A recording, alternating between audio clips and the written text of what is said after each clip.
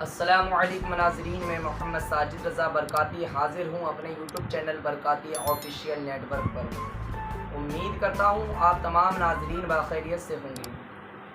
ناظرین، جیسا کہ آپ سبھی نے ویڈیو کا ٹائٹل اور ویڈیو کا پوسٹر ضرور دیکھا ہے، اور حالانکہ ہم سبھی کو معلوم ہے عید الاضحیٰ کا وقت قریب آ رہا ہے، اور ہر مسلمان مرد اور عورت جو مالک نصاب ہیں وہ قربانیوں کی تیاریوں میں لگے ہوئے ہیں۔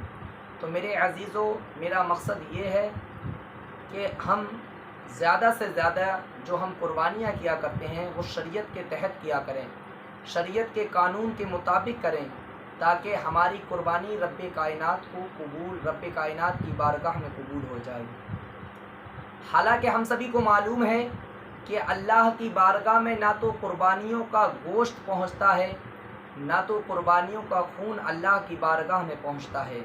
اگر اللہ کی بارگاہ میں کوئی چیز پہنچتی ہے تو وہ صرف اور صرف فقط تقویٰ اللہ کی بارگاہ میں پہنچتا ہے، پرہیزگاری اللہ کی بارگاہ میں پہنچتی ہے، اور نیت اللہ کی بارگاہ میں قبول ہو جاتی ہے۔ اگر آپ کا تقویٰ، آپ کی نیت اگر صحیح ہے تو پروردگار عالم کی بارگاہ میں قبول ہو جائے گی، کیونکہ اللہ خود قرآن میں فرماتا ہے کہ نہ مجھے تمہاری قربانیوں کا گوشت پہنچتا ہے، نہ مجھے تمہاری قربانیوں کا خون پہنچتا ہے۔ اگر مجھے کوئی چیز میرے تحت پہنچتی ہے تو وہ صرف اور صرف تمہارا تقویٰ مجھ تک پہنچتا ہے۔ تو میرے عزیزو، ہمارا مقصد ویڈیو بنانے کا صرف یہی ہے کہ ہم جب قربانی کریں تو شریعت کے مطابق کریں، مسل و مسائل کے ساتھ کریں، کہ جو شریعت اور احادیث پاک میں مسائل آئے ہیں اس کے مطابق کریں۔ تو آئیے ویڈیو کو شروع کرتے ہیں، اپنی دینی تعلیماتی گفتگو کا سلسلہ شروع کرتے ہیں۔ جیسا کہ ہم سبھی کو معلوم ہے، ہر شخص کا یہی سوال ہوتا ہے کہ قربانی کہتے کس کو ہیں۔ حضرات، پہلے تو ہم یہ جان لیں کہ قربانی ایک مالی عبادت ہے۔ قربانی غنی پر، مالدار پر واجب ہے۔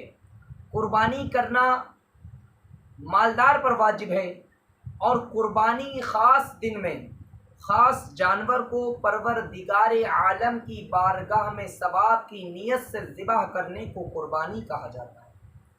میرے عزیزو، اب مسئلہ یہ ہے، بہت سے حضرات یہ بھی پوچھتے ہیں کہ قربانی کیا دنیا میں جتنے مسلمان ہیں ہر مسلمان پر واجب ہے؟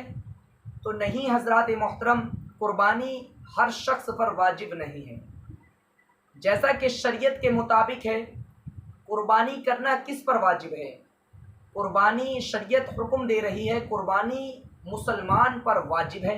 قربانی کے لیے مسلمان کو مقیم ہونا چاہیے، قربانی کے لیے مالک نصاب ہونا چاہیے، قربانی کرنے کے لیے اس کا آزاد ہونا بھی ضروری ہے، یعنی کسی کا غلام نہ ہو۔ قربانی اس پر واجب ہے۔ اب جس طریقے سے قربانی مرد پر واجب ہے، اسی طریقے سے قربانی ایک عورت پر بھی واجب ہے۔ جس طریقے سے اگر مرد مالک نصاب ہے اور عورت بھی مالک نصاب ہے، یعنی اتنی حیثیت، اتنی دولت وہ رکھتی ہے، تو قربانی کرنا اس پر بھی واجب ہے۔ اب مالک نصاب کتنا ہونا چاہیے؟ دولت مند کتنا ہونا چاہیے؟ ہمارے کچھ بھائی یہ سوچتے ہیں کہ ہم جب لاکھ پتی ہو جائیں گے تب ہم قربانی کیا کریں گے، جب ہم کروڑ پتی ہو جائیں گے جب ہم قربانی کیا کریں گے۔ نہیں حضرات، قربانی کے لیے آپ کا لاکھ پتی یا کروڑ پتی ہونا ضروری نہیں ہے۔ شریعت حکم دے رہی ہے، آپ کا مالک نصاب ہونا کتنا چاہیے؟ 52.5 تولہ چاندی کے آپ مالک ہونا چاہیے، 7.5 تولہ سونا کے آپ مالک ہونا چاہیے۔ اگر آپ اتنے مال و زر کے مالک ہیں یا اتنی رقم کے آپ مالک ہیں تو آپ پر قربانی کرنا واجب ہے۔ ہاں، اگر ان سب کو الگ ہٹا کر اور حاجت اصلیہ کو الگ ہٹا کر کے آپ پر اتنا مال و زر ہے، حاجت اصلیہ کس کو کہتے ہیں پہلے آپ یہ جان لیں۔ حاجت اصلیہ کہتے ہیں ہماری ضروریاتی چیزوں کو، جیسے ہمارا مکان ہوا، ہماری گاڑیاں ہوئیں، ہمارے غلام ہوئے۔ ان چیزوں کو ہٹا کر کے، حاجت اصلیہ کو چھوڑ کر کے اگر ہمارے پاس اتنی رقم ہے जो 52.5 तोला चांदी के बराबर है, 7.5 तोला सोना के बराबर है, तो कुर्बानी हम पर करना वाजिब है, चाहे वो मर्द हो चाहे वो औरत हो। आइए अब आगे बढ़ते हैं। कुर्बानी किस वक्त करना चाहिए, सबसे इम्पोर्टेंट मसला। बहुत से हजरात ऐसे होते हैं वो बड़े बेकाबू होते हैं, टाइम टेबल पता नहीं होता, बस उनको कुर्बानी करना मकसद होता है, बस कुर्बानी करना है। तो मेरे अजीज़ों, कुर्बानी का वक्त जो शरीयत ने मुकर्रर किया है उसको भी समाअत फरमा लें। कुर्बानी का वक्त है 10वीं ज़िलहिज्जा की सुबह सादिक से लेकर 12वीं ज़िलहिज्जा की गुरूब आफताब तक आप कुर्बानी कर सकते हैं। दोबारा आप नोट कर लें टाइम को, 10वीं ज़िलहिज्जा की सुबह सादिक से लेकर 12वीं ज़िलहिज्जा की गुरूब आफताब तक आप कुर्बानी कर सकते हैं, यानी 3 दिन 2 रात आप कुर्बानी कर सकते हैं। इसमें कोई हर्ज नहीं है, आपकी कुर्बानी रब्बे कायनात की बारगाह में कबूल हो जाएगी। अब आइए, बहुत सी जगहों पर कुर्बानी बहुत पहले करते हैं, तो वो जगह कौन सी है? हालांकि ये वक्त उस जगह बताया गया है सुबह सादिक का जिस जगह पर नमाज ईदैन होती है, और शहर वालों के लिए ये बताया गया है कि नमाज ईदैन अदा करने के बाद, यानी ईद उल अज़हा की नमाज पढ़ने के बाद आप कुर्बानी शुरू कर दें। और जो देहात हैं जहाँ पर ना जुमा होता है ना ईद की नमाज होती है, तो वहाँ पर आप सुबह सादिक से लेकर जिस वक्त आपका लगे बेहतर आप कुर्बानी कर सकते हैं, क्योंकि वहाँ पर ना नमाज जुमा है ना नमाज ईदैन है। तो जहाँ पर नमाज ईदैन है वो लोग पहले नमाज ईदैन को पढ़ें, ईद की नमाज को पढ़ें, उसके बाद कुर्बानियाँ करें, तो इंशाअल्लाह उनका ये अमल रब की बारगाह में कबूल हो जाएगा। आइए नाज़रीन, अब और आगे बढ़ते हैं। हमारे बहुत से भाई ये भी पूछते हैं कि हज़रत ये बताइए कि कुर्बानी का जानवर की उम्र जो है वो कितनी होनी चाहिए? भाई बहुत अच्छा सवाल है आपका। हमें ये मालूम होना चाहिए कि जानवर, जिस जानवर को हम ज़िबा कर रहे हैं उसकी उम्र कितनी होनी चाहिए। उसकी एक लिमिट है, एक एज होती है कि कुर्बानी के जानवर की उम्र कितनी होनी चाहिए। तो नाज़रीन, मैं आपकी जानकारी के लिए बता दूं कि कुर्बानी के जो जानवर है उसकी उम्र जो है, ऊँट की उम्र 5 साल होनी चाहिए, भैंस और गाय की उम्र 2 साल होनी चाहिए, भेड़ बकरी की उम्र 1 साल की होनी चाहिए। अगर ये चीज़ें उनमें पाई जाती हैं, अगर इतनी एज, इतनी उम्र पाई जाती है, तो आप उस जानवर की कुर्बानी कर सकते हैं, इसमें कोई हर्ज नहीं है। इससे कम नहीं होनी चाहिए, इससे ज़्यादा हो जाए तो कोई हर्ज नहीं है, लेकिन ऊँट की उम्र 5 साल होनी चाहिए, इससे कम नहीं होनी चाहिए, इससे ज़्यादा हो जाए कोई हर्ज नहीं है।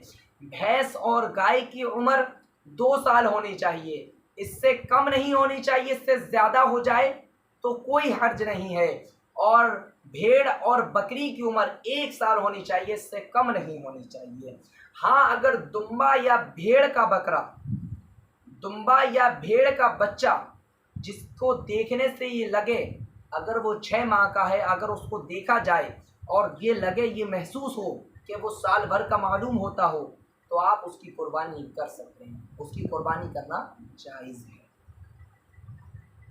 हज़रात मोहतरम, उम्मीद करता हूँ आप तमाम मसाइल समझ गए होंगे, और जिस किसी भाई को भी कुछ भी डाउट हो कुर्बानी के ताल्लुक़ से, वो हमें कमेंट कर सकता है, कमेंट में अपनी बात को रख सकता है और हमसे वो सवाल कर सकता है, और हम इंशाअल्लाह उसका जवाब देंगे। अगर वो वीडियो के ताल्लुक़ से जानना चाहता है तो वीडियो के ताल्लुक़ से बताएंगे, और कमेंट के ताल्लुक़ से जानना चाहता है तो कमेंट के ताल्लुक़ से बताएंगे इंशाअल्लाह। उम्मीद करता हूँ आपको कुर्बानी के अहम मसाइल समझ आ गए होंगे, और अगर ना समझ आए हों तो मेरा कॉन्टैक्ट नंबर वीडियो पर आ रहा है, वीडियो की स्क्रीन पर आ रहा है। आप मुझे कांटेक्ट कर सकते हैं, मुझसे बात कर सकते हैं, मुझसे राब्ता कर सकते हैं और अपने मसाइल हल कर सकते हैं। इंशाअल्लाह मैं उम्मीद करता हूँ अल्लाह ताला हम सबको नेक अमल करने की तौफीक अता फरमाए और शरीयत के कानून के तहत कुर्बानियाँ करने की तौफीक अता फरमाए। अल्लाह तबारक व तआला हमारे कुर्बानियों के गोश्त को अपनी बारगाह में कबूल नहीं करता है, ना कुर्बानी का खून अल्लाह की बारगाह में कबूल होता है। अगर कोई चीज़ अल्लाह की बारगाह में कबूल होती है तो वो फ़कत हमारे दिल का, हमारा तकवा अल्लाह की बारगाह में कबूल होता है। तो हजरात, आप इस बात को गौर कर लीजिए और अपने ज़हन नशी कर लीजिए कि आप कुछ भी कीजिए, अल्लाह को सबसे पहले नीयत कबूल की जाती है। अल्लाह तबारक व तआला सबसे पहले बंदे की नीयत को कबूल करता है।